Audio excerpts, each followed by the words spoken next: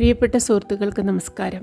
പത്രപ്രവർത്തകൻ, novelist, കഥാകൃത്ത്, തിരക്കഥാകൃത്ത്, ഗാനരചയിതാവ്, അഭിനേതാവ്, ഗായകൻ, സജീവ കമ്മ്യൂണിസ്റ്റ് പാർട്ടി പ്രവർത്തകൻ, ഇതൊക്കെയായിരുന്നു വൈക്കം ചന്ദ്രശേഖരൻ നായർ എന്ന ബഹുമുഖ പ്രതിഭ.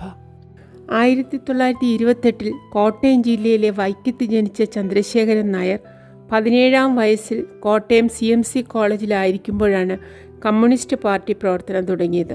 അതോടെ കോളേജ് വിട്ടു. മലയാളം മനോരമയിലായിരുന്നു പത്രപ്രവർത്തനം ആരംഭിച്ചത്. 1958 കൊല്ലത്ത് നിന്നും തുടങ്ങിയ ജനീകം വാരിക അദ്ദേഹത്തിൻ്റെ മുഖ്യ പത്രാധിപത്യത്തിലാണ് ഇറങ്ങിയത്. കേരളം, കൗമുദി, പ്രഭാതം, കേരളപ്രഭ, കേരളഭൂമി, യുവകേരളം, പൗരപ്രഭ, കേരള ശബ്ദം, ചിത്രകാർത്തിക, കുങ്കുമം, കുമാരി തുടങ്ങിയ പ്രസിദ്ധീകരണങ്ങളിൽ അദ്ദേഹം പ്രവർത്തിച്ചിട്ടുണ്ട്. 13 സാമൂഹ്യ നോവലുകൾ, 8 ചരിത്ര നോവലുകൾ, 25-ലധികം തിരക്കഥകൾ, 16 കഥാസമാഹാരങ്ങൾ, 7 നാടകങ്ങൾ, 8 പഠനകൃതികൾ, ഒരു ജീവചരിത്ര നോവൽ, കേണൽ പ്രസാദ് എന്ന പേരിൽ എഴുതിയ 13 അപസർപ്പക നോവലുകൾ എന്നിവ അദ്ദേഹത്തിൻ്റെതായി പ്രസിദ്ധീകരിച്ചിട്ടുണ്ട്. സ്വയംവരം, പ്രേംനസറിനെ കാണുവാനില്ല തുടങ്ങി 8ഓളം സിനിമകളിൽ അദ്ദേഹം അഭിനയിച്ചിട്ടുണ്ട്. ജാദുഗ്രഹം എന്ന നോവലിന് സാഹിത്യ അക്കാദമി അവാർഡ് ലഭിച്ചു. മാധവിക്കുട്ടി എന്ന സിനിമയ്ക്ക് മികച്ച കഥയ്ക്കുള്ള അവാർഡ് അദ്ദേഹത്തിന് ലഭിച്ചു. സമഗ്ര സംഭാവനയ്ക്കുള്ള കേരള സാഹിത്യ അക്കാദമി പുരസ്കാരവും അദ്ദേഹത്തിന് ലഭിച്ചിട്ടുണ്ട്. സുശീലാദേവിയാണ് ഭാര്യ. 7 മക്കൾ. 2005 ഏപ്രിൽ 12 അദ്ദേഹം അന്തരിച്ചു. 2 കൈയും കൊണ്ടും എഴുതിയോ എന്ന് തോന്നും വിധമാണ് അദ്ദേഹത്തിൻ്റെ രചന. അതും ഒരു പത്രപ്രവർത്തകൻ്റെ ജോലി തിരക്കിനിടയിൽ. ഭാഷ അദ്ദേഹത്തിൻ്റെ മുന്നിൽ ചിലങ്കയണിഞ്ഞ് വണങ്ങി നിന്നിട്ടുണ്ടാവണം. അത്ര ശുദ്ധസുന്ദരമായി സ്വാഭാവികമായാണ് അദ്ദേഹത്തിൻ്റെ ഓരോ രചനയും. മധുവും KR വിജയൻ, ജയഭാരതിയും മത്സരിച്ച് അഭിനയിക്കുകയും മനോഹരമായ ഗാനങ്ങൾ കൊണ്ട് ദൃശ്യകാവ്യമായി മാറിയ നഖങ്ങൾ എന്ന സിനിമ അക്കാലത്തെ വൻ വിജയങ്ങളിൽ ഒന്നായിരുന്നു. നഖങ്ങൾ എന്ന വൈക്കം ചന്ദ്രശേഖരൻ നായരുടെ നോവലിനെ അവലംബിച്ചായിരുന്നു ആ സിനിമ തീർത്തത്. ആദ്യ അവസാനം ദുരൂഹതകൾ ഒന്നൊന്നായി വാതിൽ തുറന്നു പുറത്തു വരുന്ന രീതിയിൽ എഴുതിയ നോവൽ തോട്ടം ഉടമയായ സരസ്വതി മാത്യുവിൻ്റെ കഥയാണെന്ന് പറയാം. കമ്മ്യൂണിസ്റ്റ് പ്രസ്ഥാനത്തിനു വേണ്ടി ജീവിച്ച ഒരു കൂട്ടം നിസ്വാർത്ഥ മനുഷ്യരുടെ കഥയാണെന്നും നമുക്ക് പറയാം. ഹൈറേഞ്ചിലെ ഏലത്തോട്ടത്തിൽ സൂപ്രണ്ട് ജോലിക്കായി പോകുന്ന ശങ്കരൻകുട്ടിയുടെ കഥയാണെന്ന് ചോദിച്ചാൽ അതെ. പൗർണമി ദിനങ്ങളിൽ നിലാവ് കസവുടിപ്പിക്കുന്ന നന്ദ്യാർ വട്ടപ്പൂവിനെ പോലെ സുന്ദരിയായ ഒരു കാമുകിയുണ്ട് ശങ്കരൻകുട്ടിക്ക് നാട്ടിൽ. വായിച്ചു തുടങ്ങാം. പുതിയ ആ റോസാപ്പൂവിൻ്റെ പുറത്തേക്ക് ഗ്ലാസ്സിൽ പകർന്നു വച്ചിരുന്ന കള്ളെടുത്തൊഴിച്ചു. എന്നിട്ട് അയാൾ അത് നോക്കി രസിച്ചു.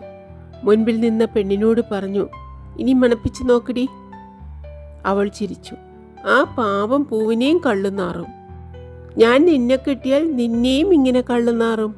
അവൾ വീണ്ടും ചിരിച്ചു. അതിന് റോസാപ്പൂവിനെ പോലെ എനിക്ക് നല്ല മണമൊന്നുമില്ലല്ലോ. അയാൾ പറഞ്ഞു, അത് നിനക്കറിഞ്ഞൂടാ, എനിക്കറിയാം. പെണ്ണുങ്ങളുടെ മണം ആണുങ്ങൾക്കേ അറിയാവൂ. പെണ്ണുങ്ങൾക്ക് അങ്ങനെ മണമൊന്നുമില്ല. അവൾ മുഖം താഴ്ത്തി. ഉണ്ട്, അയാൾ ഉറപ്പിച്ചു പറഞ്ഞു. ഇല്ല, അവൾ വെട്ടി. ഉണ്ട്. ഇല്ല. ഇല്ലടി ചക്കി. പൂവും ഗ്ലാസും താഴത്ത് വെച്ചിട്ട് അയാൾ എഴുന്നേറ്റു. 2 കൈയും കൂട്ടി അവളുടെ കവിളുകളിൽ ചേർത്ത് പിടിച്ചു. അവൾ കുതറി നോക്കി. രക്ഷയില്ല. അയാൾ ചിരിയും സംഭ്രമവും പൂണ്ട അവളുടെ മുഖം ചേർത്ത് പിടിച്ച് ചോദിച്ചു, ഇല്ലേടി? ഉണ്ട്, അവൾ സമ്മതിച്ചു. അയാൾ പിടിവിട്ടു. ഉരുക്കുപോലത്തെ കൈയാണ്. നാണവും ദേഷ്യവുമാണ് അവൾക്ക്. ഉരുക്കുപോലെയല്ല, ഉരുക്ക് തന്നെയാണ്. അയാൾ ഇരുന്നു കഴിഞ്ഞപ്പോൾ അവൾ പറഞ്ഞു, ഓ, പെണ്ണുങ്ങൾക്ക് അങ്ങനെ മണമൊന്നുമില്ല. എന്നിട്ട് അവൾ അപ്പുറത്തേക്ക് ഓടിക്കളഞ്ഞു. സന്ധ്യ കടന്നു വരുന്ന നേരമാണ്. കുസ്തിക്കാരൻ പപ്പുണ്ണിയുടെ വീട്ടുമുറ്റത്താണ് ഈ സംഭവം നടക്കുന്നത്. വെളിച്ചവും നിഴലും വിടവാങ്ങിക്കഴിഞ്ഞു. ഇരുട്ട് മുഖം കാണിച്ചു തുടങ്ങിയതേയുള്ളൂ. മുറ്റത്ത് നിൽക്കുന്ന നന്ദ്യാർ വട്ടച്ചെടി മാത്രം ആ സംഭവം കണ്ടു. അപ്പുറത്തേക്ക് ഓടിയ അവളെ നോക്കി അയാൾ ഇരുന്നു. അവൾ അടുക്കളയ്ക്കകത്ത് ചെന്നു പരിങ്ങി നിൽക്കുകയായിരുന്നു. അയാൾ അവളെ കയറി പിടിക്കുന്നത് ആദ്യമല്ല, പല തവണ പിടിച്ചിട്ടുണ്ട്. അവൾക്ക് ഇഷ്ടമാണ്, പക്ഷേ പേടിയാണ്. പേടിയാണെങ്കിലും ഇഷ്ടമാണ്. ഇഷ്ടം കൊണ്ടാണ് ആ റോസാപ്പൂ കൊണ്ടുവന്ന് കൊടുത്തത്. പോലീസ് സ്റ്റേഷന്റെ മതിൽക്കകത്തെ റോസാച്ചെടിയിലാണ് അത് വിരിഞ്ഞത്. അത് മതിലിന് പുറത്തേക്ക് മുഖം കാട്ടി നിന്നു.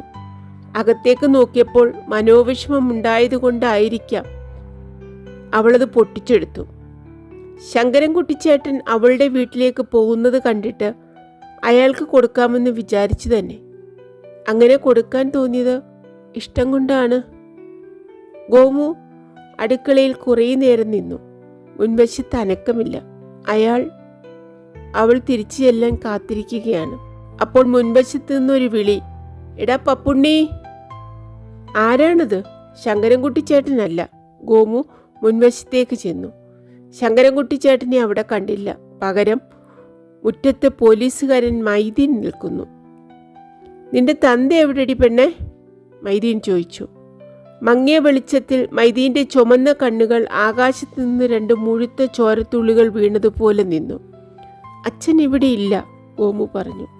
ഭമുക്കേ, നിന്റെ തന്ത ഇപ്പൊ കുടിച്ച കള്ളുകുപ്പിയും ഗ്ലാസും അല്ലേടി ഇരിക്കുന്നത്? മൈദീൻ മീശ പിരിച്ചു. മുഴുത്ത മീശയാണ്. ഗോമു ഭയന്നുപോയി. അച്ഛൻ സത്യമായിട്ടും ഇവിടെ ഇല്ല അങ്ങത്തെ. ഉച്ചയ്ക്കേ വെളിയിൽ പോയതാണ്, അവൾ പെരുവിരൽ മുതൽ വിറച്ചുകൊണ്ട് അറിയിച്ചു.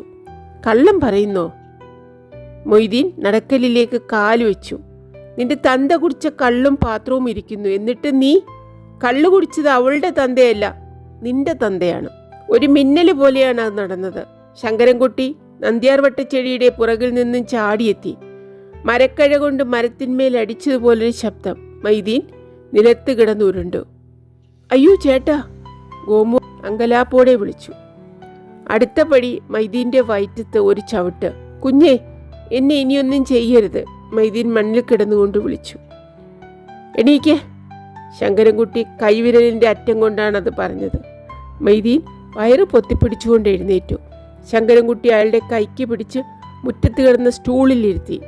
28 വർഷത്തെ പോലീസ് ജീവിതകാലത്തിൻ്റെ വേദന മുഴുവൻ മൈദീൻ്റെ മുഖത്തുണ്ട്. ഒരു കുപ്പിയിൽ പകുതി കള്ളിരിക്കുന്നു. ശങ്കരൻകുട്ടി അത് ഗ്ലാസ്സിലേക്ക് ഒഴിച്ച് എടുത്ത് മൈദീന് നീട്ടി. ഞാൻ കുടിക്കത്തില്ല സാറേ. നനഞ്ഞ കണ്ണുമായി മൈദീൻ ശങ്കരൻകുട്ടിയെ നോക്കി. കുടിക്കേ. ശങ്കരൻകുട്ടിയുടെ സ്വരം ദൃഢമായിരുന്നു. ആയുസ്സിൽ ഞാൻ കുടിച്ചിട്ടില്ല സാറേ. മൈദീൻ്റെ മനസ്സ് താണു തൊഴുകയാണ്. കുടിക്കടോ, ശങ്കരൻകുട്ടി ഗർജിച്ചു. ഗോമു വിറങ്ങലിച്ച് നിൽക്കുകയാണ്. മൈദീൻ താനറിയാതെ ഗ്ലാസ് വാങ്ങിച്ചു. നിസ്സഹായമായ ഒരു നോട്ടം കൂടി ശങ്കരൻകുട്ടിക്ക് സമർപ്പിച്ചു. പിന്നെ കുടിക്കാൻ ഭാവിച്ചു. പൊടുന്നിനെ ശങ്കരൻകുട്ടി ആ ഗ്ലാസ് വാങ്ങിച്ചു. മൈദീൻ പൊയ്ക്കോ. ശങ്കരൻകുട്ടി അനുവാദം കൊടുത്തു. ആ പോലീസുകാരൻ എഴുന്നേറ്റ് പുറത്തേക്ക് നടന്നു. നിൽക്കോ. മൈദീൻ അല്പം നടന്നു നീങ്ങിയപ്പോൾ പുറകിൽ നിന്ന് ശങ്കരൻകുട്ടി ആവശ്യപ്പെട്ടു. മൈദീൻ നിന്നു. ശങ്കരൻകുട്ടി അങ്ങോട്ട് ചെന്നു. കീശയിൽ നിന്ന് 5 രൂപ എടുത്ത് മൈദീന് നീട്ടി. വേണ്ട സാറേ, മൈദീൻ പറഞ്ഞു. വാങ്ങിക്കൂ മൈദീനെ. രൂപ മൈദീൻ്റെ കയ്യിലേക്ക് വെച്ചു. വേണ്ട സാറേ. മൈദീൻ വാങ്ങിയില്ല. പുറത്തേക്ക് നടന്നു. പടി കടന്ന് ഇടവഴിയിൽ കൂടി ദൂരെ മറഞ്ഞു. കിഴക്ക് വെളിച്ചം കണ്ടപ്പോഴാണ് ഗോമു അത് ഓർമ്മിച്ചത്. വെളുത്തവാവാണ്. വെളുത്തവാവ് കിഴക്ക് നിന്നും പുറപ്പെട്ടിരിക്കുന്നു. അതാണ് വെയിൽ പോയിട്ടും നിഴലുകൾ പിൻവാങ്ങിയിട്ടും ഇരുട്ട് വരാഞ്ഞത്. അമ്പലത്തിൽ വഴിപാടിന് കൊടുക്കാൻ 1 രൂപ പപ്പുണ്ണി ഏൽപ്പിച്ചിരുന്നു. അപ്പോഴാണ് ശങ്കരൻകുട്ടി വന്നത്. അടുത്ത വീട്ടിലെ പയ്യനെ വിളിച്ച് 2 കുപ്പി കള്ളിനയച്ചത്. അത് പതിവാണ്. ശങ്കരൻകുട്ടി വരും, കള്ളും വരുത്തിക്കും. അവിടെ ഇരുന്ന് കുടിക്കും, പോകും. പപ്പുണ്ണിക്ക് വിരോധമൊന്നുമില്ല. ശങ്കരൻകുട്ടിയുടെ കുടുംബത്തോട് പപ്പുണ്ണിക്ക് വലിയ കടപ്പാടുണ്ട്. ഗോമുവിൻ്റെ ഉള്ളിലെ ഭയം മാറിയില്ല. എന്തിനാണ് പോലീസുകാരൻ മൈദീൻ അച്ഛനെ തിരക്കിയത്? ശങ്കരൻകുട്ടി മുറ്റത്തേക്ക് വന്നു. എന്തിനാണ് അയാൾ അച്ഛനെ തിരക്കിയത്? ഗോമുവിന് ഉത്കണ്ഠയാണ്. ശങ്കരൻകുട്ടി അത് കേട്ടതായി ഭാവിച്ചില്ല. അയാൾ ചോദിച്ചു, അത്താഴത്തിന് കൂട്ടാൻ എന്തുണ്ടടി? ചേട്ടൻ എപ്പോഴും ഒരു കളിയാണ്. എനിക്ക് പേടിയാവുന്നു. മൈദീൻ്റെ വരവിലാണ് അവളുടെ മനസ്സ്. കഞ്ഞിയോ ചോറോ? പിന്നെയും അവിടെയാണ് ശങ്കരൻകുട്ടിയുടെ നിൽപ്പ്. ആ മൈദീൻ വൃത്തികെട്ടവനാണ്. അയാൾ എന്തോ ഉദ്ദേശിച്ചാണ് അച്ഛനെ അന്വേഷിച്ചത്, അവൾ പറഞ്ഞു. ശങ്കരൻകുട്ടി തിണ്ണയിലിരുന്നു. ഇനി വാടി, അയാൾ വിളിച്ചു. അന്നു പറയാം. ഒഴുക്കിൽപ്പെട്ട മീനിനെ പോലെ അവൾ അയാളുടെ അടുത്തേക്ക് ചെന്നു. അയാളുടെ ശബ്ദത്തിന് വലിയ ശക്തിയാണ്, മനസ്സിനെ വലയിട്ട് പിടിക്കുന്ന ശബ്ദം. നീ പേടിക്കണ്ട. അയാൾ അവളുടെ കയ്യിൽ പിടിച്ചു. അവളുടെ മനസ്സും ശരീരവും അയാൾക്ക് കീഴ്വഴങ്ങുകയാണ്. അയാൾ അവളെ മടിയിലിരുത്തി. അവളുടെ ശിരസ് അവൾ അറിയാതെ അയാളുടെ മാറിലേക്ക് ചാഞ്ഞു. എന്തിനാണ് എന്നോട് ഇങ്ങനെ പെരുമാറുന്നത്? അല്പം മുഖമുയർത്തി അവൾ ചോദിച്ചു. വെറുതെ, അയാൾ മറുപടി നൽകി. സ്നേഹമുണ്ടോ? ഇല്ല.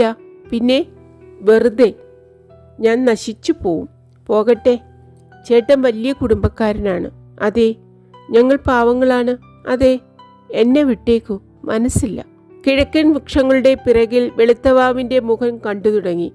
ആകാശത്ത് നന്ദ്യാർവട്ട പൂക്കൾ കണക്ക് നക്ഷത്രങ്ങൾ, വെളുത്തപക്ഷം തൂവിയ അർച്ചനപ്പൂക്കൾ, ചേക്കേറുന്ന പക്ഷികൾ, ചീവീട്, നരച്ചീർ, കോഴി തുടങ്ങിയ ജീവജാലങ്ങൾ ചില്ലറ ശബ്ദങ്ങൾ ഉണ്ടാക്കുന്നുണ്ട്. ഒരാട് എവിടെയോ നിന്ന് തുടരെ ആർക്കോ നിവേദനം സമർപ്പിക്കുന്നു. അയൽവക്കങ്ങളിൽ 3-4 കന്നാലികൾ ആരെയോ വിളിക്കുന്നുണ്ട്. ആകെക്കൂടി സന്ധ്യാകാലത്തിൻ്റെ സ്വരമേളങ്ങളോടുകൂടി വെളുത്തവാവിനെ സ്വാഗതം ചെയ്യുന്നു. ഞാനും കള്ളു കുടിച്ചതുപോലെ തോന്നുന്നു, ഗോമു മന്ത്രിച്ചു. നീയും കള്ളു വീണ റോസാപ്പൂ പോലെയാണെന്ന് എനിക്ക് തോന്നുന്നു. അയാൾ ആ വാക്കുകൾ ശ്വാസധാര കൊണ്ട് അവളുടെ കവിളിൽ കുറിക്കുകയായിരുന്നു. പുതിയ നിലാവ് അവളുടെ മുഖത്തു വന്നു വീണു. ചി, ആരാടാ അത്? അയാൾ കിഴക്കോട്ട് നോക്കി ചോദിച്ചു. അവൾ ഞെട്ടി പുറത്തേക്ക് നോക്കി. ആരാ ചേട്ടാ? ഭയപ്പെട്ട് അന്വേഷിച്ചു. അല്ല, എൻ്റെ ചക്കിയുടെ മുഖത്ത് അവൻ കയറി തൊടുന്നു, അയാൾ പറഞ്ഞു. ആര്? അവൾക്ക് പിടികിട്ടിയില്ല. ചന്ദ്രൻകുട്ടി, ദാ നോക്ക്. അയാൾ ഉദിച്ചു കഴിഞ്ഞ് ചന്ദ്രനെ ചൂണ്ടിക്കാട്ടി. ഓ, നിലാവോ? അവൾ ചിരിച്ചു. എന്നിട്ട് ചോദിച്ചു, നിലാവിനെ കൊണ്ട് പോലും തൊടിയിക്കുകയില്ലേ? ഇല്ല. അയാൾ അവളുടെ മുഖം ലോകത്തു നിന്നും മറച്ച് സ്വന്തം മാറിലേക്ക് ചേർത്ത് പിടിച്ചു. നല്ലതിനോ ചീത്തയ്ക്കോ എന്തോ യുഗങ്ങളായി സ്ത്രീ മനസ്സിൽ നിലനിൽക്കുന്ന ഒരു ഗദ്ഗതം പോലെയാണ് അവളുടെ ആ വാക്കുകൾ കടന്നു വന്നത്. എന്ത്? അയാളുടെ ചോദ്യം അവളുടെ ശിരസിന് മുകളിൽ നിന്നും കാതിലേക്ക് ചെന്നു. ഈ ഇരിപ്പ് നല്ലതിന്. എങ്ങനെ? ഇങ്ങനെ. ചക്കി, രണ്ടായിട്ട് ജനിച്ച് നമ്മൾ ഇപ്പോൾ ഒന്നായിക്കൊണ്ടിരിക്കുന്നു എന്ന് അവൾക്കും തോന്നി. കാരണം പുണർന്നു പിടിച്ച കൈകൾ മുറുകി. ഇപ്പോൾ കണ്ണിന് കണ്ണാണ്, ശ്വാസത്തിന് ശ്വാസമാണ്, മാറിന് മാറാണ്. ഹൃദയത്തിലേക്ക് ഊളിയിട്ട് കയറിയിരിക്കുന്നു. രണ്ടിൻ്റെയും തുടുപ്പുകൾ ഒഴുകിച്ചേർന്ന് ലയിച്ചിരിക്കുന്നു. അനാദികാലം മുതൽക്കുള്ള പ്രകൃതിയുടെ ഒരു ശാസനം ഗുസ്തിക്കാരൻ പപ്പുണ്ണിയുടെ വീട്ടുതിണ്ണയിൽ പൗർണമിയുടെ ഒത്താശയോടെ സാക്ഷാത്കരിക്കപ്പെടുന്നു. ഔദാര്യമുള്ള മൂവന്തിക്കാറ്റ് നന്ദ്യാർ വട്ടത്തിൻ്റെ പിന്നിൽ നിന്ന് തിണ്ണയിലേക്ക് വന്ന് ആ പ്രകൃതി ശാസനത്തിൻ്റെ ചൂടാറ്റി. പടിക്കൽ രണ്ടാളുകളുടെ സംസാരം പോലെ ഗോമു എഴുന്നേറ്റു മാറി നിന്നു. ശങ്കരൻകുട്ടി അതേപടിയിരുന്നു. അവൾ പടിക്കിലേക്ക് സൂക്ഷിച്ചു നോക്കി. രണ്ടാളുകൾ തന്നെ. പോലീസുകാരാണോ? അല്ല. നിലാവിനെതിരെ അവർ നടന്നെടുത്തു. അതിലൊന്ന് അച്ഛനാണ്, മറ്റേത് ഒരു സ്ത്രീ. ഏതാണ് ആ സ്ത്രീ? ഗോമു സൂക്ഷിച്ചു നോക്കി. ശങ്കരൻകുട്ടി. 2 പേർക്കും പിടികിട്ടിയില്ല. ആരാ? ശങ്കരൻകുട്ടി സാറോ? പപ്പുണ്ണി മുറ്റത്തേക്ക് കടന്നപ്പോൾ ചോദിച്ചു. അതേ പപ്പുണ്ണി, ശങ്കരൻകുട്ടി പറഞ്ഞു. അയാൾ എഴുന്നേറ്റു. ആരാണ് കൂടെ എന്ന് ശങ്കരൻകുട്ടി മനസ്സാ ചോദിക്കുന്നുണ്ടെന്ന് പപ്പുണ്ണി കണ്ടു. തിണ്ണയിലേക്ക് കയറിയപ്പോൾ പപ്പുണ്ണി ഗോമുവിൻ്റെ നേർക്ക് തിരിഞ്ഞു. അമ്പലത്തിൽ ആ വഴിപാട് കഴിച്ചോടി. അതിന് മറുപടിയായി ശങ്കരൻകുട്ടിയാണ് പറഞ്ഞത്. ആ പോലീസുകാരൻ മൈദീൻ വന്നു പപ്പുണ്ണിയെ അന്വേഷിച്ചു. ഗോമു പേടിച്ചിരിക്കുകയായിരുന്നു. അതല്ലേ ഞാൻ വന്നിട്ട് പോകാതെ ഇവിടെ തന്നെ ഇരിക്കുന്നത്. ഗോമു അകത്തേക്ക് ചെല്ല്, പപ്പുണ്ണി മകളോട് നിർദ്ദേശിച്ചു. കൂടെ വന്ന സ്ത്രീ അകത്തേക്ക് പൊയ്ക്കഴിഞ്ഞിരുന്നു. ഗോമുവും ശങ്കരൻകുട്ടി അത് ശ്രദ്ധിച്ചു. ആ സ്ത്രീ ഏതായിരിക്കും? എന്തിനവർ വന്നു? നേരെ അകത്തേക്ക് പോയതെന്താണ്? ഗോമു അകത്തേക്ക് ചെന്നു. പപ്പുണ്ണി മുണ്ടുമാറി മുഖമൊന്ന് കഴുകി വന്നിട്ട് ശങ്കരൻകുട്ടിയോട് പതുക്കെ പറഞ്ഞു. സാറ് ചെന്നാട്ടെ, സംഗതിയെല്ലാം നാളെ ഞാൻ അങ്ങോട്ട് വന്നു പറയാം. ശങ്കരൻകുട്ടിക്ക് അതറിയാൻ തിടുക്കമൊന്നുമില്ല. പക്ഷേ അയാൾ ചോദിച്ചു, മൈദീൻ എന്തിനാണ് പപ്പുണ്ണിയെ തിരക്കിയത്? അയാളിരുന്നു. ഇപ്പോൾ ഒരാൾ അകത്തേക്ക് പോയത് സാറ് കണ്ടില്ലേ? അത് ഇത്തിരി വ്യാജ ചരക്കാണ്. അതിനെ തിരക്കിയാണ് അയാൾ വന്നത്. പപ്പു അടക്കി പിടിച്ച് അറിയിച്ചു. വിവരം പറയൂ പപ്പുണ്ണി, എൻ്റെ സഹായം വേണോ? ശങ്കരൻകുട്ടി തിരക്കി. വേണ്ടി വരും സാറേ. പപ്പുണ്ണി ശങ്കരൻകുട്ടിയുടെ അടുത്തിരുന്നു. പപ്പുണ്ണി ശങ്കരൻകുട്ടിയുടെ കാതിലേക്കാണ് സംസാരിച്ചത്. പങ്കി മോശമായിട്ട് ജീവിച്ചവളാ, പക്ഷേങ്കിൽ അവളെ രക്ഷിക്കേണ്ട ഒരു ഘട്ടം വന്നു. അങ്ങനെ അവളെ രക്ഷിച്ചു. കൂട്ടത്തിൽ ഒരുത്തനെ കാച്ചേണ്ടി വന്നു. ഞാനിപ്പം മുങ്ങും. കാച്ചിയ വിവരം അറിഞ്ഞിട്ടല്ല മൈദീൻ വന്നത്, പക്ഷേങ്കിൽ അറിയും. അറിഞ്ഞു വരും മുമ്പ് മുങ്ങണം. സ്ഥിതിഗതി ഗുരുതരമാണ്. ശങ്കരൻകുട്ടിക്ക് മനസ്സിലായി. പപ്പുണ്ണി ഒരുത്തിയെ തട്ടിക്കൊണ്ട് പോരുക മാത്രം ചെയ്തെങ്കിൽ സാരമില്ല. സ്ത്രീകൾ പുരുഷന്മാർക്ക് തട്ടിക്കൊണ്ടു പോകാനുള്ളതാണ്. കല്യാണം പോലും ഒരുതരം തട്ടിക്കൊണ്ടു പോക്കാണ്. പൊന്നുരുക്കി പൂപ്പന്തലിട്ട് മാളോരുടെ ആർപ്പും കുരവയും വാങ്ങി നടത്തുന്ന തട്ടിക്കൊണ്ടു പോക്കാണ്. സാരമില്ല, ഇവിടെ അതുമാത്രമല്ല, ഒരുത്തിനെ കാച്ചിയിരിക്കുന്നു. ആരെയാണ്? എവിടെ വെച്ചാണ് പപ്പുണ്ണി? അവളുടെ ഒരു അടുപ്പക്കാരനെയാ. പാസ്സായോ? ശങ്കരൻകുട്ടി അന്വേഷിച്ചു. പാസ്സായി. തോളിനാ ഉന്നം വെച്ചത്. അവൻ്റെ കൈവേല കൊണ്ട് നേരെ അകത്ത് തന്നെ കയറി. പപ്പുണ്ണി വിവരം വെളിപ്പെടുത്തി. പപ്പുണ്ണി ഇവിടെ വേണ്ട ഏർപ്പാട് ചെയ്തിട്ട് മുങ്ങിക്കോ. ഗോമുവിനെ വിവരം അറിയിക്കേണ്ട. ബാക്കി പുറം കാര്യങ്ങൾ ഞാൻ നോക്കിക്കൊള്ളാം. ശങ്കരൻകുട്ടി ഏറ്റു. പപ്പുണ്ണി സമ്മതിച്ചു. കോട്ടയത്ത് റാവു ഫയൽമാനെ കണ്ട ഒരു ഗുസ്തിക്ക് ഏർപ്പാടാക്കണം. ഫയൽമാൻ തിരക്കിട്ട ഗുസ്തി പരിപാടിക്കാരനാണ്. ഒരു ഡബിൾ പ്രോഗ്രാം ഇവിടെ നടത്താനുള്ള പണം കൺട്രാക്ടർ അവറാച്ചൻ പപ്പുണ്ണിയെ ഏൽപ്പിച്ചിരിക്കുകയാണ്. അതുകൊണ്ട് രാത്രി തന്നെ കോട്ടയത്തിന് പുറപ്പെടണം എന്നൊക്കെയാണ് പപ്പുണ്ണി ഗോമു കേൾക്കെ പങ്കിയമ്മയോട് പറഞ്ഞത്. തിണ്ണയിലിരുന്ന ശങ്കരൻകുട്ടിയും അത് കേട്ടു. അപ്പോൾ അകത്തൊരു ചോദ്യം. എന്തിനാ ഇപ്പൊ ഈ രാത്രി പോണത്? പങ്കിയമ്മയുടെ ചോദ്യമാണ്. ഇപ്പൊ ഈ രാത്രി പോകണ്ടെന്ന് അതിൽ ഒരാജ്ഞ അടങ്ങിയിട്ടുണ്ട്. അവരുടെ ശബ്ദം ശങ്കരൻകുട്ടി ശ്രദ്ധിച്ചു. ഗോമുവും. നല്ല സ്ത്രീ ശബ്ദത്തിന്മേൽ ഒരടുക്ക് നീർവീക്കം തേച്ചു പുരട്ടിയതുപോലെ. അക്കാരണത്താൽ നേരിട്ട് കാണാത്തവർക്ക് പങ്കിയമ്മ ഒരു ചെമ്പിനകത്തേക്ക് തലകടത്തി നിന്ന് സംസാരിക്കുകയാണെന്ന് തോന്നും. ശബ്ദത്തിൻ്റെ കൂടെ ഒരു മൂളലോ മുഴക്കമോ ഒക്കെ അതൊരു ലക്ഷണമാണ്. ചില ആസക്തികളുടെ, തൻ്റെയിടത്തിൻ്റെ, കഴിഞ്ഞുകാല ജീവിതം വരുത്തിക്കൂട്ടിയ മാറ്റത്തിൻ്റെ. അങ്ങനെ ചില സ്ത്രീകളുണ്ട്. പൗരുഷം പരന്നൊഴുകി നിൽക്കുന്ന പെൺസ്വരൂപങ്ങൾ. പുറത്തെ തിണ്ണയിൽ ഇരുന്നു കൊണ്ട് തന്നെ ശങ്കരൻകുട്ടി പങ്കിയമ്മയെ ശരിക്കും മനസ്സിലാക്കി. അകത്ത് നിന്ന ഗോമുവും മനസ്സിലാക്കി. പപ്പുണ്ണി പറഞ്ഞു, പോയേ തീരൂ പങ്കിയമ്മേ, പണം ഏറ്റുവാങ്ങിപ്പോയതല്ലേ. പപ്പുണ്ണി അല്പം വഴക്കം കാണിച്ചില്ലേ? ശങ്കരൻകുട്ടി ആലോചിച്ചു. ഏതായാലും അയാൾ പോയി. പോകും മുമ്പ് ശങ്കരൻകുട്ടി കുറച്ച് രൂപ കൊടുത്തു. പപ്പുണ്ണി പോയിക്കഴിഞ്ഞ ഉടൻ ഗോമു തെക്ക് പുറത്തേക്ക് ഓടിയെത്തി. രഹസ്യമായി ശങ്കരൻകുട്ടിയോട് ചോദിച്ചു, ഏതാണ് ചേട്ടാ അവര്? അച്ഛൻ ചേട്ടനോട് പറഞ്ഞു. പങ്കിയമ്മ. ഏത് പങ്കിയമ്മ? നമ്മുടെ പങ്കിയമ്മയെ അറിയില്ലേ? ആരുടെ പങ്കിയമ്മ? പപ്പുണ്ണിയുടെ പങ്കിയമ്മ. ഓ, ചേട്ടൻ്റെ ഒരു കളി. കളിയല്ല ഗോമു, പപ്പുണ്ണി കൊണ്ടുവന്ന പങ്കിയമ്മ. ഇതിൽ കൂടുതലൊന്നും എനിക്കറിഞ്ഞൂടാ. ശങ്കരൻകുട്ടി അത് പറഞ്ഞിട്ട് ഇങ്ങനെ നിർദ്ദേശിച്ചു. രണ്ടുപേരും അത്താഴം കഴിച്ചിട്ട് നേരത്തെ കിടന്നുറങ്ങിക്കൊള്ളൂ. ചേട്ടനോ? ഗോമു ചോദിച്ചു. ഞാൻ പൊയ്ക്കോളാം, അയാൾ പറഞ്ഞു. അത് ശരിയല്ല, അവൾ പറഞ്ഞു. പിന്നെ ഏതാണ് ശരി? ചേട്ടൻ വല്ലതും കഴിക്കണം, എന്നിട്ട് പോകണം. സാധ്യമല്ല, ഞാൻ സാധുക്കളുടെ വീട്ടിൽ നിന്ന് ആഹാരം കഴിക്കാറില്ല. ആഹാരം വേണ്ടായിരുന്നു. വേണമെങ്കിൽ കഴിക്കും. ആഹാരം എവിടെ, ആര് കൊടുക്കുന്നുവെന്ന് ശങ്കരൻകുട്ടി ഒരിക്കലും ആലോചിച്ചിട്ടില്ല. ഭക്ഷണത്തെപ്പറ്റി ശങ്കരൻകുട്ടി പലപ്പോഴും ഇങ്ങനെ പറയും. വേവിച്ചതേ കഴിക്കൂ എന്ന നിർബന്ധം പാടില്ല. വേകാൻ വൈകിയാൽ വെപ്രാളം കാണിക്കാനും പാടില്ല.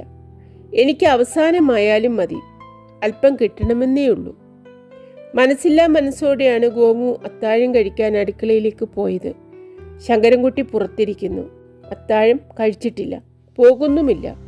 പതിവിന് വിപരീതമാണത്. ശങ്കരൻകുട്ടി കിഴക്കോട്ട് കണ്ണു തുറപ്പിച്ചിരിക്കുന്നു. പാൽക്കാവടിയെടുത്ത പ്രകൃതി തോളിൽ കൈയിട്ട് വിളിച്ചിട്ടും പപ്പുണ്ണിയെ പറ്റിയായിരുന്നു ഓർമ്മ. പണ്ടൊരു കാലത്ത് പപ്പുണ്ണി ഗുസ്തിക്കാരനായിരുന്നു. ബലവും അഴകുമുള്ള ശരീരം. ധീരനായിരുന്നു, ശൂരനായിരുന്നു. പല പോരാട്ടങ്ങളും നടത്തി, ജയിച്ചു. പപ്പുണ്ണി ഫയൽവാനെ ഗുസ്തിക്കാർക്ക് ഭയമായിരുന്നു. ഇന്ന് അതൊക്കെ പോയി. ബലവും അഴകും പോയി. മാംസം ഉരുണ്ടുയർന്ന് നിന്നിടങ്ങളിൽ അസ്ഥി പൊങ്ങി വന്നു. ഇന്നത്തെ പപ്പുണ്ണിയുടെ സ്വരൂപം അന്നത്തെ പപ്പുണ്ണിയോട് മാപ്പ് പറയുകയാണ്. ഫയൽവാൻ എന്ന ഓർമ്മയുടെ ചിതിലെടുത്ത ബാക്കിയിന്മേൽ ഒരു മസ്ലിൻ ജൂബ ഇപ്പോഴും തൂക്കിയിടുന്നുവെന്ന് മാത്രം. ഒരു ശരീരം തേടിപ്പിടിക്കാൻ ആ ജൂബ അവിടെ കിടന്നുകൊണ്ട് പ്രയാസപ്പെടാറുണ്ട്. ഇന്ന് അയാൾക്ക് ആകെ ഒരു ഓർമ്മയേ ഗോമു. ഗോമു പപ്പുണ്ണിയുടെ മകളല്ലെന്ന് അധികം പേർക്ക് അറിയില്ല. എടുത്തു വളർത്തിയ കുട്ടിയാണ്. അക്കാര്യം അവൾക്ക് തന്നെ അറിയാമോ? സംശയമാണ്. അത്രയ്ക്ക് സ്നേഹമാണ് അവളെ. അവൾക്ക് വേണ്ടിയാണ് അയാളുടെ ഇന്നത്തെ ജീവിതം. അങ്ങനെ ഇരിക്കുമ്പോൾ എങ്ങനെ ഇത് സംഭവിച്ചു? എങ്ങനെ പപ്പുണ്ണി ഈ സ്ത്രീയെ ഈ വീട്ടിലേക്ക് പാർപ്പിക്കാൻ വേണ്ടി കൊണ്ടുവന്നു? ഗോമുവിൻ്റെ മുൻപിൽ മറ്റൊരു മുഖം കാട്ടുവാൻ അയാൾ സാധാരണഗതിയിൽ ഇഷ്ടപ്പെടുകയില്ല. അത് കാട്ടേണ്ടി വന്ന അസാധാരണ പരിതസ്ഥിതി എത്ര ആലോചിച്ചിട്ടും ശങ്കരൻകുട്ടിക്ക് മനസ്സിലായില്ല. എന്തുമാവട്ടെ, പുറകെ മനസ്സിലാക്കാം. ഇപ്പോൾ വേണ്ടത് പോലീസിൽ നിന്ന് ഈ ഗോമുവിനെ, ഈ വീടിനെ രാത്രികാലത്തേക്ക് കാത്തു സൂക്ഷിക്കുകയാണ്. അത്താഴം കഴിഞ്ഞ് മുൻവശത്തേക്ക് വരുമ്പോഴും ശങ്കരൻകുട്ടി അതേ ഇരിപ്പിരിക്കുന്നത് ഗോമു കണ്ടു. ആ രാത്രി തീരും വരെയും പിന്നെ പകലുകളും രാത്രികളും വെളുത്തും ഇരുണ്ടും കടന്നുപോയപ്പോഴും എല്ലാം അയാൾ അവിടെ ഇരിക്കുന്നത് അവൾക്ക് ഇഷ്ടമാണ്. പക്ഷേ ആഹാരം കഴിച്ചിട്ടില്ല. ആഹാരം കഴിക്കാതെ ഇങ്ങനെ ഇരുന്നാലോ? ഗോമു ചോദിച്ചു. ശങ്കരൻകുട്ടി എഴുന്നേറ്റു. ചോദിച്ചതുകൊണ്ട് പിണങ്ങിപ്പോവുകയാണോ? അവൾ തെറ്റുകാരിയെപ്പോലെ അന്വേഷിച്ചു. അല്ല, അയാൾ പറഞ്ഞു. പിന്നെ ഇരിക്കുന്നതിലല്ലേ വിഷമം? കുറച്ചു നേരം നിൽക്കാമെന്ന് വിചാരിച്ചു. അല്പം കഴിഞ്ഞ് അയാൾ പറഞ്ഞു, നീ പോയി കിടക്ക്. ചേട്ടനോ? ഞാൻ നിങ്ങൾ കിടന്നാൽ ഉടനെ പോകും. വിശക്കുകയില്ലേ?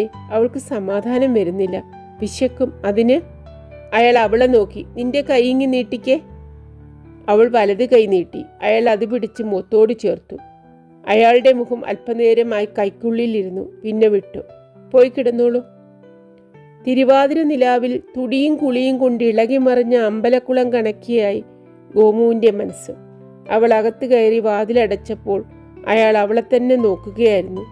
വാതിൽ സാവധാനമാണ് അടച്ചത്. ഒടുവിൽ അവളുടെ കണ്ണു മാത്രം വാതിൽ പാളികൾക്കിടയിൽ കൂടി യാത്ര പറഞ്ഞു. ഗോമുവും പങ്കിയമ്മയും ഒരേ മുറിയിലാണ് കിടന്നത്. അവർ അധികം സംസാരിച്ചില്ല. കിടന്നു കഴിഞ്ഞപ്പോൾ പങ്കിയമ്മ ചോദിച്ചു, ഏതാ ആ തിണ്ണയിലിരിക്കുന്ന മനുഷ്യൻ? അടക്കിപ്പിടിച്ച സ്വരമായിരുന്നെങ്കിലും അതും ഒരു ആക്രമണത്തിന്റെ രൂപത്തിലാണ് പുറത്തേക്ക് വന്നത്. പങ്കിയമ്മയുടെ രീതിയാണത്. ഗോമുവിന് രസിച്ചില്ല. എന്നാലും മറുപടി പറഞ്ഞു, ഇവിടെ അടുത്തുള്ളതാണ്. അടുത്തെന്ന് വെച്ചാല്? അടുത്ത ചോദ്യം. 4-5 വീട്ടിനപ്പുറം. എന്തിനാ ഇവിടെ വരുന്നത്? അച്ഛനുമായിട്ട് വലിയ സ്നേഹമാണ്. എന്താ അയാൾക്ക് ജോലി? ഒന്നുമില്ല. പിന്നെ എങ്ങനെയാ ജീവിക്കുന്നത്?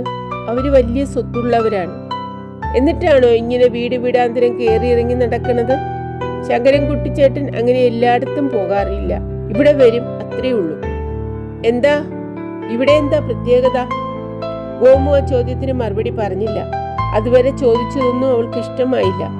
ചോദിച്ച കാര്യങ്ങളല്ല, ചോദിച്ച രീതി. എങ്കിലും മറുപടി പറഞ്ഞു. ഇത് ആവശ്യമില്ലാത്ത ചോദ്യമായിരുന്നു. എന്തിനാണ് അവരങ്ങനെ ചോദിച്ചത്? അങ്ങനെ ചോദിച്ചാൽ തോന്നാവുന്ന അർത്ഥം എന്തെന്ന് അവൾക്ക് അറിഞ്ഞുകൂടെ? ഒരുപക്ഷെ അറിഞ്ഞുകൊണ്ട് തന്നെ എന്തെന്ന് തോന്നട്ടെ എന്ന് വെച്ച് ചോദിച്ചതാണോ? ഇവിടെ എന്താ പ്രത്യേകത? ഗോമു ആലോചിച്ചു. അവരോട് മറുപടി പറഞ്ഞില്ലെങ്കിലും തന്നോട് പറയാനെങ്കിലും മറുപടി അന്വേഷിക്കാൻ കൊള്ളാവുന്ന ചോദ്യമാണെന്ന് അവൾക്ക് തോന്നി. ഇവിടെ എന്താ പ്രത്യേകത? പറഞ്ഞത് ശരിയാണ്.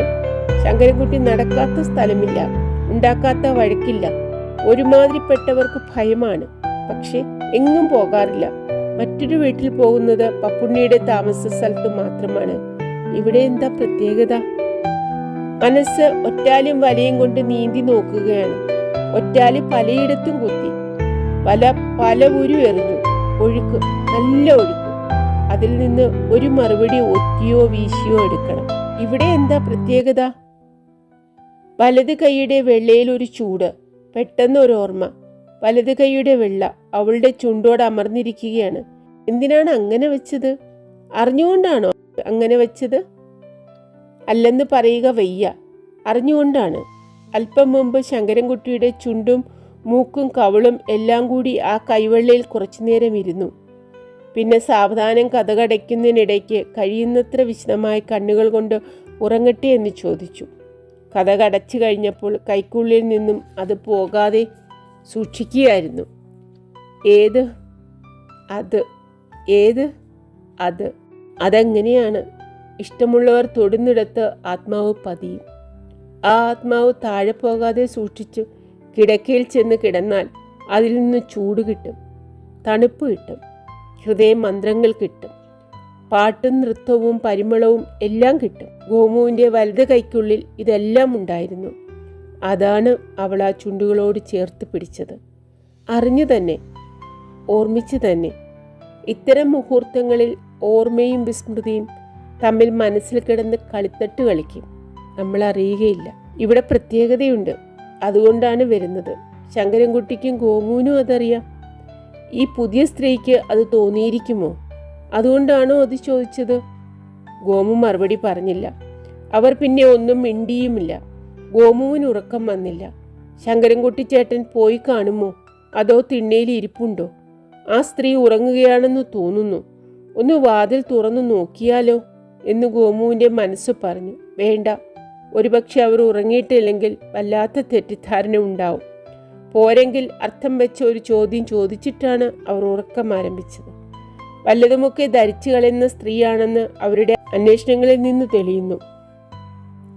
വീടിനുള്ളിൽ എല്ലാം നിശബ്ദമായപ്പോൾ ശങ്കരൻകുട്ടി എഴുന്നേറ്റു. സമയം 10 മണിയിൽ കുറയില്ല. നിലാവും നേരിയ ഒരു മഞ്ഞും പിന്നെ താനും മാത്രമേ ആ പ്രദേശത്ത് അവശേഷിച്ചിട്ടുള്ളൂ എന്ന് തോന്നി. അയൽവീടുകളിൽ അനക്കങ്ങൾ നിന്നു. റേഡിയോയിൽ റോഡിൽ നിരന്തരമായി കേട്ടിരുന്ന ബസ്സുകളുടെയും ചക്കടാവണ്ടികളുടെയും ശബ്ദം ഇപ്പോൾ കേൾക്കാനില്ല.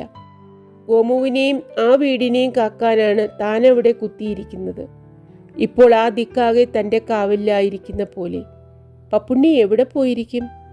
ഗോമു ഉറങ്ങിയോ? ആ കൊല പോലീസിൻ്റെ ശ്രദ്ധയിൽപ്പെട്ട് കാണുമോ? പോലീസുകാർ പുറപ്പെട്ടിട്ടുണ്ടോ? പ്രകൃതി കൈവശമുള്ള ചിരി മുഴുവനും കൂടി എടുത്ത് പ്രയോഗിക്കുകയാണ്. ആരും കാണാനില്ല. എല്ലാവരും ഉറങ്ങിക്കളഞ്ഞു. താൻ മാത്രം ഉണർന്നിരിക്കുന്നു. വെള്ള മല്ലണിഞ്ഞ് വെള്ളപ്പൂവും ചൂടി വെളുത്ത ചിരിയുമായി നിൽക്കുന്ന ലോകത്തെ കാണാൻ. പക്ഷേ ആ ചിരി ഒന്ന് ആസ്വദിക്കാൻ നേരമില്ല. പോലീസുകാർ വന്നേക്കും. നല്ല നിലാവത്ത് ഭൂമിയിൽ പോലീസുകാരുടെ ആവശ്യമില്ലെന്ന് ശങ്കരൻകുട്ടിക്ക് തോന്നി. അവരിറങ്ങുമ്പോൾ നിലാവിൻ്റെ ഭംഗി പോവും. പൗർണമി പോലെയുള്ള നല്ല ദിവസങ്ങളുടെ മനസ്സിന് അസുഖമുണ്ടാവും. ശങ്കരൻകുട്ടി പടി കടന്ന് പുറത്തേക്ക് നടന്നു. പോലീസ് വരുന്നുണ്ടോ എന്നറിയണമല്ലോ.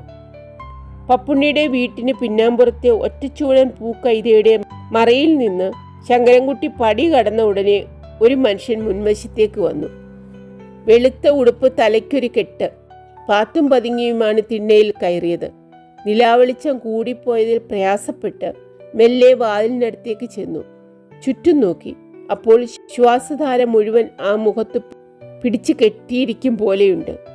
അത്ര കരുതലുള്ള കണ്ണ്, മൂക്ക്, ചുണ്ടുകൾ. വാതിലിൽ മുട്ടാൻ ഭാവിച്ചു. വേണ്ടെന്ന് വെച്ചു. 2-3 തവണ.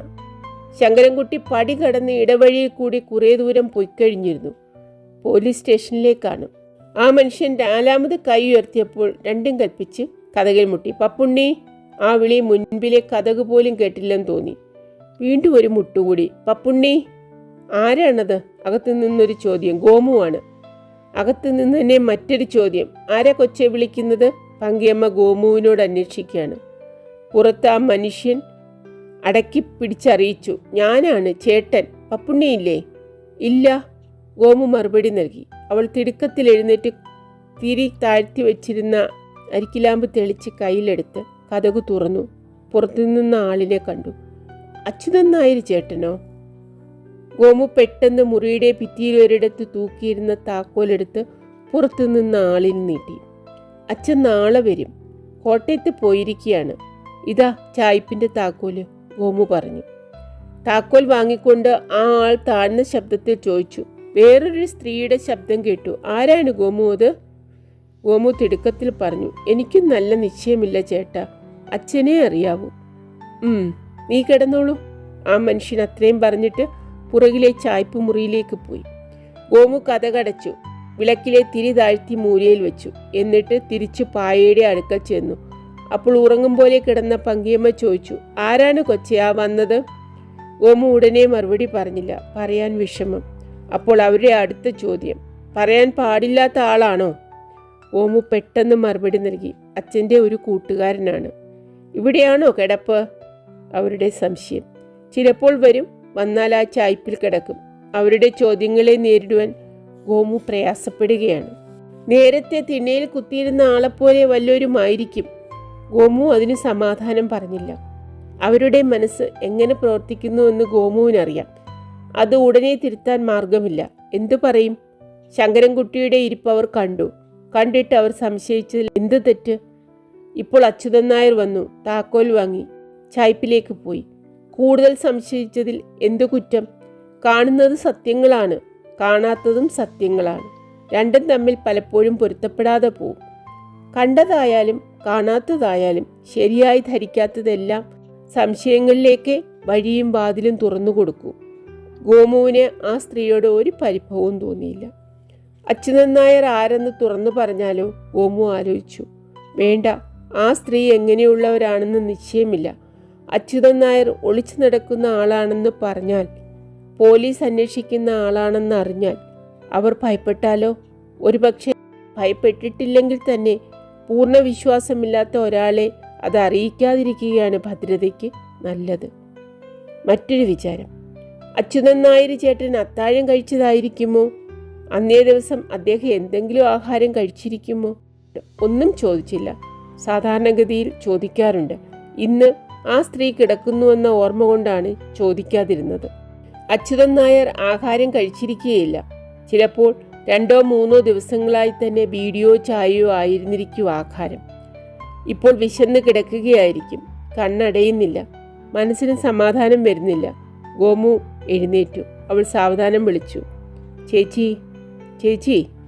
ആ സ്ത്രീ ഉറക്കത്തിനിടയ്ക്കെന്ന പോലെ മൂളി. ഒന്നെൻ്റെ കൂടെ വരാമോ? ഒന്ന് വരാമോ? ഒന്ന് എഴുന്നേൽക്കുമോ? വരാമോ? ഗോമു മടുത്തിരുന്നു. അപ്പോൾ പങ്കിയമ്മ ഉണർന്നതുപോലെ ചോദിച്ചു, നീ എന്താണ് ചോദിച്ചത് കൊച്ചേ? അദ്ദേഹം ഒന്നും കഴിക്കാതെ കിടക്കുകയായിരിക്കും, നമുക്ക് ഒന്ന് ചോദിക്കണ്ടേ? ഗോമു ഒതുക്കത്തോടെയാണ് ഈ പ്രമേയം അവതരിപ്പിച്ചത്. കുറച്ചു നേരത്തേക്ക് അവർ മിണ്ടിയില്ല. ഉറങ്ങിയതായിരിക്കുമോ? ചേച്ചി ഉറങ്ങിയോ? ഗോമു ചോദിച്ചു. ഇല്ല, പങ്കിയമ്മ പറഞ്ഞു. എന്നിട്ട് അവർ എഴുന്നേറ്റു. ആ സ്ത്രീയെപ്പറ്റി ഒരു പുതിയ വിചാരം ഗോമുവിന് തോന്നി. അല്പ ഈർഷ്യയോടാണെങ്കിലും അവർ എഴുന്നേറ്റല്ലോ. രണ്ടുപേരും കൂടി പുറകിലത്തെ ചായ്പിൻ്റെ മുമ്പിലെത്തി. ഗോമു വിളിച്ചു, ചേട്ടാ. എന്താണ് ഗോമു? വിളക്ക് കെടുത്തിയിരുന്നില്ല. ആ മനുഷ്യൻ ഉടനെ തന്നെ കതവ് തുറന്നു. ചേട്ടൻ വല്ലതും കഴിച്ചോ? ഗോമു ചോദിച്ചു. കഴിച്ചു ഗോമു. ഗോമുവിന് വിശ്വാസം വന്നില്ല. എന്ത് കഴിച്ചു? കാപ്പി കുടിച്ചു. എവിടെ നിന്ന്? കഴിച്ചു ഗോമു. നീ പോയി കിടന്നോളൂ. അദ്ദേഹം ഒന്നും കഴിച്ചിട്ടില്ലെന്ന് അവൾക്ക് ബോധ്യമായി. ചോറ് ഇരിപ്പുണ്ട്, ചേട്ടൻ കിടന്നു കളയരുത്. അവൾ തിരിഞ്ഞു. വേഗം അടുക്കളയിൽ പോയി ചോറെടുത്തു കൊണ്ടുവരാൻ. പക്ഷേ ഗോമു തിരിഞ്ഞു നോക്കിയപ്പോൾ കൂടെ വന്ന പങ്കിയമ്മ വേഗത്തിൽ അപ്പുറത്തേക്ക് നടക്കുകയായിരുന്നു. ആ മനുഷ്യന് ഊണ് കൊടുക്കുവാൻ അവരെന്തിന് ബന്ധപ്പെടണം? ഒറ്റയ്ക്ക് വിടേണ്ടെന്ന് വെച്ച് എഴുന്നേറ്റ് കൂടെ വന്നതാവും. കാര്യം കഴിഞ്ഞു തിരിച്ചു നടന്നു. പങ്കിയമ്മയുടെ പെരുമാറ്റത്തെപ്പറ്റി ഗോമുവിന് അങ്ങനെയാണ് തോന്നിയത്. അവർ മുറിക്കുള്ളിലേക്ക് പോവുകയും ചെയ്തു. അതോടെ ആ തോന്നൽ പൂർത്തിയായി. ഗോമു അടുക്കളയിൽ പോയി ചോറും കൂട്ടാനും വിളമ്പിയെടുത്ത് ഒരു പാത്രം വെള്ളവുമായി ചായ്പിൽ ചെന്നു. എല്ലാം വിളമ്പി വെച്ചു കൊടുത്തു. അച്യുതൻ നായർ ഉണ്ണാനിരുന്നത് കണ്ടിട്ടാണ് അവൾ പോന്നത്. ചായ്പിൻ്റെ വാതിൽ അവൾ തന്നെ ചാരി. മുറിയിൽ കയറി വാതിലടച്ചു. അപ്പോഴാണ് പങ്കിയമ്മയെ കണ്ടത്. അവർ കിടന്നിട്ടില്ല, ചുമരിലേക്ക് ചാരിയിരിക്കുന്നു. അഗാധമായ ഏതോ ചിന്തയിലേക്ക് പെട്ടെന്നവർ വീണു പോയതുപോലെ. കണ്ണുകൾ മച്ചിൻ്റെ തട്ടിലേക്ക് തിരിച്ചു പിടിച്ചിരിക്കുന്നു. കിടക്കാൻ ഭാവിച്ച ഗോമു കിടന്നില്ല. എന്തോ ഒരു സംശയം. ആ ചേച്ചി എന്തിനാണ് ഇങ്ങനെ വല്ലായ്മപ്പെട്ടിരിക്കുന്നത്? ഗോമു അടുത്തു ചെന്നു. ചേച്ചി ഉറങ്ങുന്നില്ലേ? അവൾ ചോദിച്ചു. പങ്കിയമ്മ മിണ്ടിയില്ല. കുറച്ച് നിമിഷങ്ങൾ മിണ്ടുന്നില്ല. ഗോമു അടുത്തിയെന്ന് നോക്കി. പങ്കിയമ്മ കരയുകയായിരുന്നു. അവരുടെ കവിളുകൾ നനഞ്ഞു കുതിർന്നിരിക്കുന്നു. ഏങ്ങലടി പുറത്തു വരാതിരിക്കാൻ അവരുടെ മുഖത്തെ മാംസപേശികൾ വലിഞ്ഞു കുത്തുന്നു. നെഞ്ചിനുള്ളിൽ ഏതോ ആഴിമഥനം നടക്കും പോലെ. ചേച്ചി, ഗോമു വ്യതയോടെ വിളിച്ചു. പങ്കിയമ്മ പെട്ടെന്ന് മേൽമുണ്ടെടുത്ത് മുഖം തുടച്ചു. എന്നിട്ട് കമിഴ്ന്നു കിടന്നു. വിളിച്ചിട്ട് അവർ വിളി കേട്ടില്ല. ഒരു പിടിയും കിട്ടാത്ത സംഭവമാണ്.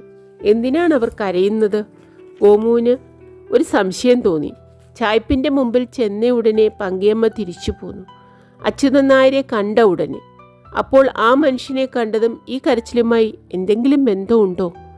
മറ്റൊന്നും ഇതിനിടയ്ക്ക് സംഭവിച്ചിട്ടില്ല. ഗോമു പായിൽ കുത്തിയിരുന്നു. കിടക്കാൻ തോന്നിയില്ല. എന്തോ ഒക്കെ അസ്വസ്ഥ വിചാരങ്ങൾ. പുറത്തെന്തോ ഒരു ശബ്ദം. ഗോമു ശ്രദ്ധിച്ചു. കാൽപ്പെരുമാറ്റമാണ്.